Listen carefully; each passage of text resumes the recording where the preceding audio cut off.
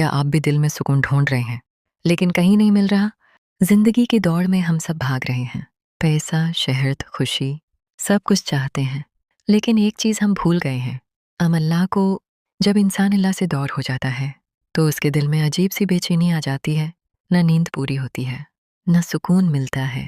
लेकिन खुशखबरी सुन लो, अल्लाह फरमाते हैं, तुम एक कदम मेरी तरफ बढ़ो, मैं 2 कदम तुम्हारी तरफ आऊंगा। चाहे तुमने कितने ही गुनाह क्यों ना किए हों, चाहे तुम कितनी ही बार करे हो, अल्लाह की रहमत तुम्हारे गुनाहों से बड़ी है।